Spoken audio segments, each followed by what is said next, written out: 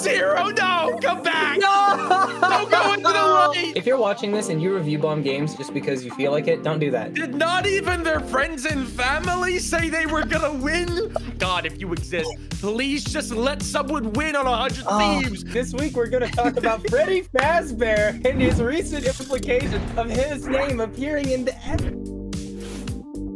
Hello, everybody. Welcome back to the loading screen, episode 9. My name is Zero Fight, of course, joined by Gedster and Soren. Some exciting news this week. It will be a little bit of a shorter episode, a little slow start to the year, but don't mind that every once in a while. But Soren, Ged, how are you guys doing today? Feeling pretty good. I mean, I would say slow is a relative term. I think we are still moving and grooving. We're mostly getting a lot of announcements right now, so we're kind of in that in between for a lot of different esports rather than the actual meat and potatoes of the year. But we do have some pretty big stuff. I know we're going to talk about the CDL major that concluded 2 hours ago as of recording. So just now. There's like genuinely, like we had to look up the MVP because they did it on stage. Like that's how fresh it was because there's been no there's a lot of going on. It's just not a lot of the actual meat and potatoes competitions and all that, but there's still quite a bit. I'm doing pretty good. I'm very excited because tomorrow is the first day of the 6 Invitational. As of recording, it is February 1st. It starts on the 2nd. It runs all the way through the 15th, I believe. Yeah, it is the 15th. And I love me some Siege. I'm very excited to see who gets to lift the hammer at the end of that. But not going to have the opportunity to talk about that this time around.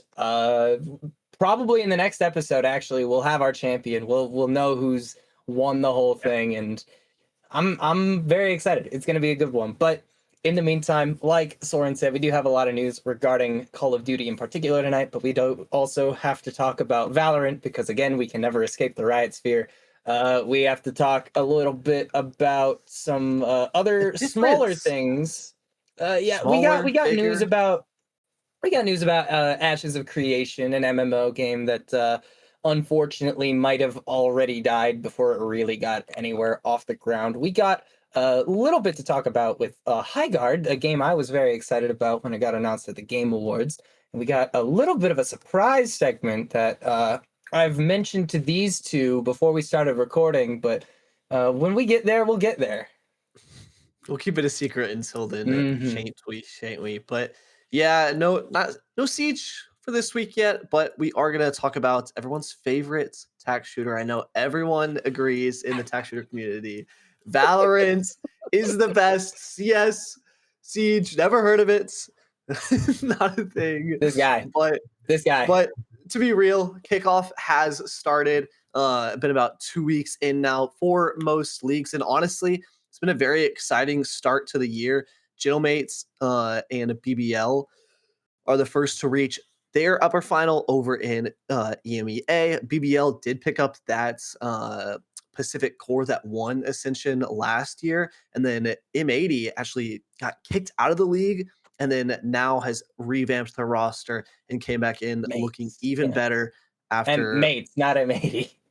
M80, Mates, not M80. Two very different orgs with very similar names. Hey, M80 is back in Valorant, but they are not about to qualify in the VCT NBA. They got a long way ahead of them. Maybe they'll get champions. But for now, they have to get second in Ascension at least 2 more times. Yeah. And then they can maybe get just questioned for it. They can get the interview process going and see if they're worth it or not. But maybe. I think this has been a very exciting start for EMEA, especially with the Gentlemates, who honestly had a pretty rough year last year. Almost qualifying to a lot of events, or not almost qualifying to a lot of events, but almost keeping themselves in the VCT, then ended up getting kicked out. And then obviously with Koi being removed from partnerships, they got a second chance on life. And here they are making use of it. And then BBL, I mean, I just like to see these young teams find early success, especially I feel like their story is very similar to G2's right over in Americas, where I mean, they come straight from VCL and they already are having a hot start to have that first Masters event. I'm really wondering how far they can go if they can make this or if they're going to end up choking because both these teams I feel like are very, very capable. But as well, Team Heretics continue to struggle after making changes with their roster. In the offseason, they dropped the Mini Boo brother from that duo, and they ended up picking up Comeback, who was a big prospect in the prior years, was actually on the core of BBL Pacific, and then I believe went back up to tier one. Didn't have that great of a performance. Now here on Heretics, they just haven't really been able to find their footing, which is a bit heartbreaking for me as a personal Team Heretics fan. I know, Ged, you as well do Yeah. enjoy a good Heretics match, but it's just they really. I feel like ever since they obviously had a little bit of success here and there, especially in like stage one era. But they just haven't been able to do anything internationally, and even here, already only one game away from elimination in kickoff. Excuse me. I think they've really struggled to find their footing with this double duelist identity ever since, like, kind of like latching onto it really after Master Shanghai, where Wu had that really big performance. And I understand, I get it, but tough times for the Spanish squad. That one sucks. That one hurts a lot. As someone who really likes Team Heretics, particularly has been a Benji Fishy fan since I watched him play in the Fortnite World Cup back in 2018, which was 8 years ago now. I feel like an old man. Don't say that. That Don't. it's my fault. My fault. But yeah, that one hurts. I hope they'll be able to bounce back and make it to Masters through losers. But Liquid's also in losers, so it's a mess down there in EMEA right now. It's kind of tragic, but I mean, it's also a very similar story in a lot of other regions. And I know, I mean, I'll let you have this segment for the most part, Zero, but I do just really quickly have to say, what in the goddamn hell is happening in North America? Like, what is going on? Absolute craziness. I mean, to start, so MIBR and FURIA have reached their upper finals, two Brazilian orgs with only one Brazilian player each. So it is great scenes. FURIA has came out of the gates looking super strong after picking up really what I mean, everyone was memeing on it in the offseason. Everyone's like, laughing, you go to the Furia rebuild. And now it's laughing, you lose to the Furia rebuild. Like, uh, it's absolutely ridiculous. But honestly, I feel like this Furia team really has kind of set themselves up well. I mean, Artscene was kind of looked down upon and had an up and down 2025, to be honest, had some success, was IGLing that MIBR team for a little bit. Then Verno came in to take over. And he's on this roster being that Brazilian player. But then they still have an insane amount. I mean, EU is an insane fragger over in from 100 Thieves. Koala Noob as well has just been going absolutely crazy, and a limb at the He's front of the nuts. pack as well. So it may feel like just like this amalgamation of random pieces, but it's worked. And honestly, I feel like they've talked about it in interviews. They really have this underdog mentality, no expectations, and they just are coming in feeling grateful to play every match, and it's really taken them far. So I hope to see them have success. But on the other side of that, their next matchup is against MIBR, which is an absolute super team. I mean, if you've ever seen one, and it's just absolutely ridiculous, beating out the world champions 2-1 in their last matchup. And I mean, you talk about Ospas, but then as well, Zekin had an absolute heater of a performance in that game against NRG, and is really just kind of going and showing that. I mean, I don't know how this team is going to be stopped because once they get even more developed and more practices, because right, this is off of like what 3 weeks of scrims. Like Ospas had heart surgery and they weren't scrimming, and like, and then they're already performing this well. It's just absolutely ridiculous stuff, and it's a scary prospect, honestly, especially going into Santiago.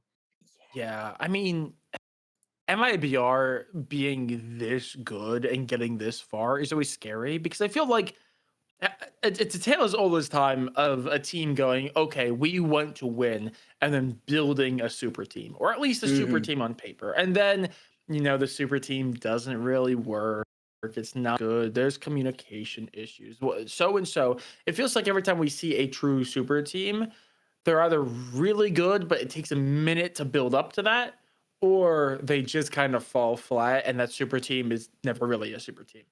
The fact that they are doing this good and they're already in the finals, they're already looking to secure a spot at Santiago, is definitely very scary. If you're a team in North America, it was always a joke, like two team region, two team region, two team region. It really does kind of feel like now everyone's playing for second place and trying to strategize how to deal with the behemoth at the top of the heap. Mhm. I do also have one last comment for Furia. I'm super excited for them. I would like to make one request. If X 100 Thieves players could stop immediately leaving 100 Thieves and finding immediate success, I would love it. Could you find immediate success one team prior, please? Can you it? It happens a lot. I'm also a Man United fan. It's so If funny. anyone's familiar with soccer, and it's the same thing there. I would love it Mhm. if they just win when they're on my team. I would appreciate it. Yeah, that'd be nice. If nothing else, for Soren's sanity.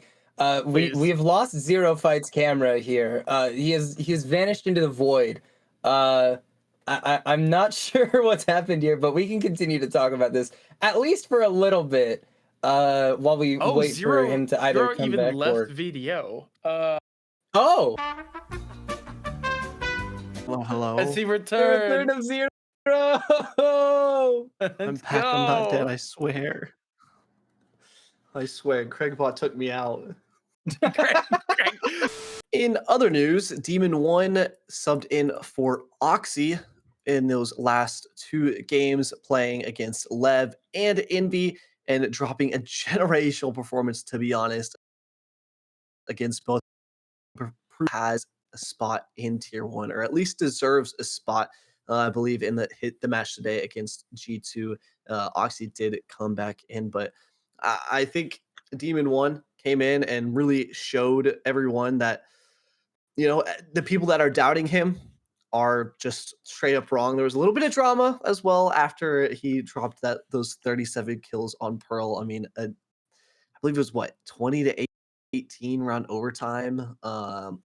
Against Envy on that Pearl Mm, map. So absolutely generational run. But I think Demon1 is definitely a rated player. Had a bit of a tough run in NRG in 2020 last year, but hopefully can find a team relatively soon, because obviously he has still the desire and the passion to compete. And I mean, mhm. we saw it the last 2 weeks, right? He obviously is still at that top level, and it's such a good meta for him as well. If you're thinking about it, like the chamber can be played on almost any map. Veto can probably be played on any map that he's not played on. So just a lot of flexibility and room for him to come in and really dynamically change a roster, if anyone's looking to make changes after kickoff. Still a lot of exciting games and news to be had, especially over in the Pacific region, where I think the biggest news is DFM only being 2 games away from Mm, qualifying for the first international event that Japan has gone to since 2022 champions, and the first mhm, international for DFM ever. So it would be huge for this roster and for, I think, just the overall Japanese scene, right? One of the most passionate scenes in the mhm. entire world, and took a victory over Global Esports yesterday. They will be going up against Full Sense next, and then we'll have to play one more game as well if they win that, obviously. Mhm. So um, uh, a lot of exciting stuff for them, and definitely good to see, because the other Japanese squad, Zeta, has not been performing as much as we may have liked to see. I know many from Fnatic and PRX hopped over there to do some assistant coaching, but has not really gotten to see the full fruits of that labor yet. But as well, I will say, I think the other big piece of news here is Jin G really falling from grace from the last 2 years. Munchkin ended up transferring his skills over to T1, picking up the IGLing there, and just last night they ended up picking up a 2-0 victory over DRX. But Gen G has really, I mean, just yet to see success with this switch up of the roster, with Lakia coming in and IGLing, obviously being part of that 2024 roster that ended up winning Shanghai. But then they benched Foxy9, brought in Zinx, and have really just kind of messed around with the roles. They have Ash going towards the smoke, and they're having Charon play the anchor position / sentinel, which is somewhat reasonable, but it's just, I feel like this Gen G roster has such high highs potentially, but we're just not seeing it. And it's just, they have so many good puzzle pieces that are just being forced into just the wrong order. I feel like Charon not being on Astra when he's one of the best Astra in the world is criminal. Texture is kind of really the only saving grace here so far, and it's rough to see, especially after an okay start during the off season. Sorry, just a small thing, and it's not going to be too much of like an actual analysis, but something that I personally like to see as someone who hasn't really been able to follow VCT for much of this year so far. With 2026, one of the most important things about this year in Valorant, beyond the actual competition of it, is that it is a reevaluation year. This is the year which every partner team's contract technically comes to an end. So Riot are going through the process of reevaluating everyone. And obviously there's going to be some teams that are no-brainers. They're not going to get rid of the 100 Thieves, the Sentinels, stuff like that. Like too big of names to go. But there's been a lot of teams that have been kind of in the background, where they had some success, got partnership, and didn't really build on that. And everything I'm seeing, and what I'm really excited for to see as someone who hasn't been able to really keep up, is that a lot of the teams that are doing really good right now in these kickoff tournaments are a lot of the teams that I was looking at, like being like, I could see them maybe not making partnership. Like they just have not done a lot. I mean, I don't think we talked on it, or if you did, I missed it. RRQ is in the upper bracket finals of Pacific DFM. I'm about to bring that up. Yeah, like two teams that really didn't do much for the last couple of years, and we're probably on that edge of like, if they didn't make it, I wouldn't be surprised. Furia, I mean, Furia has been kind of a joke for the last couple of years because of how badly it was run. It was a whole thing when EG ended up winning champs. That was off the back of 100 Thieves losing to Furia. A lot of these teams that are doing well are these teams that were notably struggling for the last couple years. So it's nice to see that. Now, is it probably because partnership is gearing up and they're actually having to take it rather seriously because they may or may not make it to partnership? Who knows? But it's at least nice to see that teams that we have not seen a lot of these last couple are starting to crop up and actually make it rather interesting. I mean, I'm looking at the Pacific bracket right now. The fact that in the mid bracket and lower currently holds DRX, T1, PaperX, Gen G, Zeta, Team Secret. Those are all massive names that I think a lot of teams, if you see them pop up in an international major, you would go, that makes sense. Even if you didn't follow the Pacific region, you go, yeah, I know those teams. I've seen them at other internationals. I can see them going. And right now, Red Force or RRQ is going to get that first spot, which is not something we have ever seen. And that was what I was going to bring up. Dragging it back into the conversation of the bracket a little bit here. Obviously, a lot of the conversation surrounding Pacific centers around the middle and lower brackets because that's where the big names are. But what about the upper bracket, where the only two teams left are Nongshim Red Force, last year's promoted team from Challengers, and RRQ? What happened here? Like, I mean, this is another one of those instances where the bracket really was, a lot of people had like, not like set in stone or anything like that, but I mean, Plat Chat, the Valorant podcast that I watch the most, all of them, everyone that was on the episode that where they were doing predictions for kickoff, predicted that T1 was going to just bracket. And yet they lose their first series to Nongshim Red Force, a team consisting of, again, mostly Ascension players, having brought on RB recently, previously from DRX or Vision Strikers, and then going to China for a little bit, not seeing any results in China, then coming back to Pacific and playing really well with Nongshim. I'm very happy about that one personally. I'm a big RB fan. But, I mean, the fact that the winners finals is Nongshim versus RRQ, this is already like one of the most unpredictable starts to a region of VCT that we've had really in a long time. Yeah, and I think honestly, a lot of these regions, any region is up for grabs, and it just goes to show the level of competition that VCT is kind of at right now. Honestly, especially after the offseason, every year the competition grows closer and closer.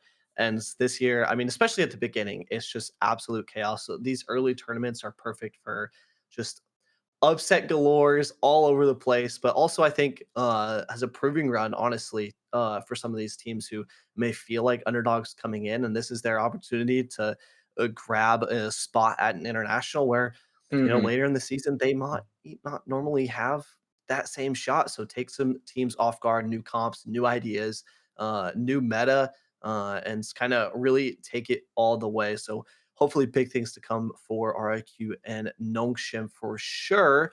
But sadly, I don't think there's going to be as big things coming up for Ashes of Creation, Soren. Yeah. So this is a little bit outside the realm of esports, but it's pretty big news when it comes to MMO and just some gaming news in general. And it's going to be the same thing for High Guard later, which I'll touch on. Which is also not really esports news, but it's still pretty important news. This broke as of, I believe, this morning. I put my refund into Steam first thing this morning. I know that for a fact. It was announced, I believe, via Discord message to the official Discord. Steven Serif, sorry if I messed up that last name, confirmed that he has resigned in protest along with most senior leadership. He claims control of the company shifted away from him following those events. The board issued a WARN Act and proceeded with mass layoffs. So a WARN Act, just for reference, is a federal legislation in the United States, basically requiring employers with 100 plus employees or more to provide at least 60 days advance written notice of plants closing or mass layoffs.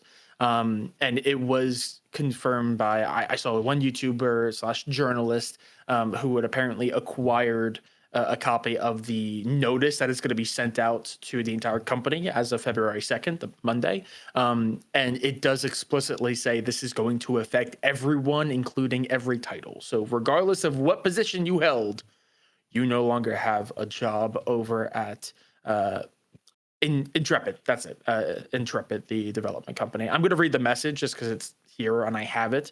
This is an exact quote this is the Discord message. I can make a limited statement in my personal capacity, not on behalf of the company. Regarding the situation, control of the company shifted away from me and the board began directing actions that I could not ethically agree with or carry out. As a result, I chose to resign in protest rather than lend my name or authority to decisions I could not ethically support.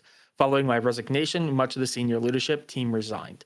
Following those departures, the board made the decision to issue a WARN Act notice and proceed with mass layoffs. I cannot responsibly speak to further details at this time due to ongoing legal and governance matters. What I can say is that the developers and staff acted in good faith and deserve better than the uncertainty they are now facing. I am incredibly dismayed by the situation. Steven Serif. Now, the entire situation is very weird. If you are a fan of MMOs, you are almost certainly aware of Ashes of Creation. If you are not a fan of MMOs, you are almost certainly not aware. Ashes has been in development cycle for, I think, going on a decade now. They promised a lot of things, and they've been in open beta for a long time. This is a game that, from the moment there was pretty much a playable version, regardless of how janky or empty it was available to be played. And the whole thing was that players can play along and you can see the game develop, which is a perk of buying in and being a early contributor to the Kickstarter and to the development cycle. It was said a couple years ago that development was fully funded. However, a lot of things started pointing to the fact that it may or may not have actually been so, or maybe it was not quite as well balanced as they intended to. There was a lot of cosmetics being sold for this game, um, which is really rough to see. Obviously, some cosmetics are fine, but there was a rather lot of them in a game that is actively being developed. And there was a lot of people saying, why are they developing cosmetics for the game rather than, making the game that's still in beta and there's like still fill-ins and a bunch of stuff that has not been fully fleshed out. And what they had offered in terms of timeline was not being met. They were actively making and producing content and actually building the game, but it was just a lot slower than what they originally said. And a lot of people in the community were very skeptical that this may just be a game that never gets released. And that was a very, very wide sentiment. However, they did announce, I believe they announced it in October or November, and it was officially released as an alpha on Steam in December.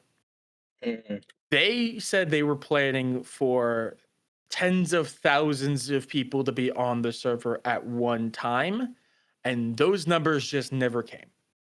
Unfortunately, the news of the game and how it was not keeping up on its promises and how it was not keeping up with the development cycle that they had been told made its way around. I was one of the people that bought the game, and I was kind of hoping that the game would be a situation where it was a little bit more like what's the game that infinitely generated planets that was really No bad Man's on Sky. launch? No Man's Sky, thank you. I thought it was gonna be. I was hoping it was gonna be something like No Man's Sky, where actually on release it was really not that good, maybe a little empty, not fully fleshed out. But over time, it built into it. Because again, this is MMORPG. It has a rather long cycle to it, though they don't have a good track record recently. This is also coming off the back of, if you remember, New World, the Amazon Games MMORPG. That is officially getting shut down, servers closing next year in January. So it's off the back of that news too. So definitely not a good look. But yeah, there was a lot of worry about it. So people just did not buy the game, did not go in. And then a month and a half later, we get this news. So there's a lot of speculation. This, again, released today as of recording.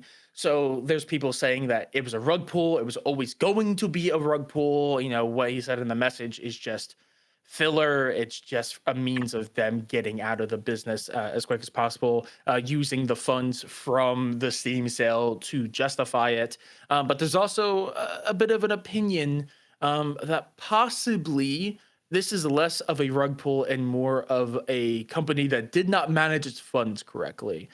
People believe that the reason for that Steam release was not a means of just like a quick cash grab, but more in the sense of the funded game development cycle that they had was actually not as funded as they thought. And in a last desperation to get a new wave of funding to continue production of the game, they released the game earlier than planned in a less than suitable state on Steam.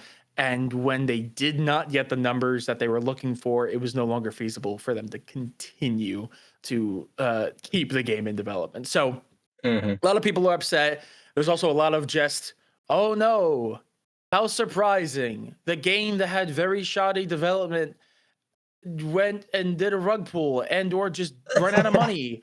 Who could have foreseen this? It really is a tragedy. It's a train wreck that many people saw coming, but many people were hoping the developer would turn the wheel at the last second. But unfortunately, that does not seem to be the case. And Ashes of Creation is officially dead in the water. Servers are still technically up. There's a chance that they just bring on a new development company to basically build this game from where it is now. But with everyone in the company being laid off all at once, I struggle to see how this game is going to continue. Like I said, I already put my refund in. I have a sneaking suspicion there's going to be a lot of money coming out of Steam's pocket going back into regular people's. And also, unfortunately, everyone who bought the Kickstarter or like bought all those cosmetics, they had like FOMO items where you were only able to get it during the development cycle. It's being talked. There's people who probably spent thousands of dollars on this game, and it never got out of alpha. It's a rough spot, but yeah, Ash's creation, it's gone. It's really rough because I think that out of every genre out there, the MMO genre is one of the ones that's the hardest to get like a new title out there and really popular in, just because of how established the genre has been over the years. I mean, we just got announcement of like a new World of Warcraft expansion that's coming out in a month. Like, World of Warcraft is still going strong. Final Fantasy 16 online back is in like ridiculous. August. Yeah, Guild Wars 2 is still huge. FF14, excuse me, not 16. FF14 is massive, probably the biggest MMO in the world right now. And how are you as a new developer going to find a way to consistently stack up to games like World of Warcraft, which had the world in war, Final Fantasy, which is one of the biggest franchises in the world right now? It's such a difficult like genre to try and break into. Just if you're making any kind of new multiplayer game, making an MMO is one of the hardest to do from like both a logistical standpoint, like the servers required to run an MMO that you're expecting to have tens of thousands of people on, and the genre is already so stacked. And I wouldn't even say it's saturated. I just think that there's like 2 or 3 games in the genre that just dominate the player base, and trying to drag people away from that for like long periods of time is very difficult. Like you mentioned New World earlier, that blew up for a few years there, for not even a few years, that blew up for like the first few months it came out. It was huge, and then I heard nobody talk about it until the shutdown announcement recently. So yeah, Ashes of Creation, I genuinely didn't know what it was until Soren mentioned it in the group chat earlier. And yeah, I mean, despite that, I can't help but feel a little bit sad about it, because I mean, a lot of work went into it, and a lot of people who worked on it are now going to have to just look for something completely brand new, and it sucks a lot. You really do hate to see projects like this just crash and burn the way that this has. Anyway, we've waffled about Ashes of Creation for a while now, so do we want to talk about Highguard next a little bit, Soren? Oh, we can talk about Highguard. We'll kind of just go back and back. Yeah, Highguard. I don't even have notes for this. I just have straight thoughts and opinions. Yeah, let's hear it. Because Highguard came out. Oh no! Did he get shunted again? 0, no! Come back! No! Don't go into the light!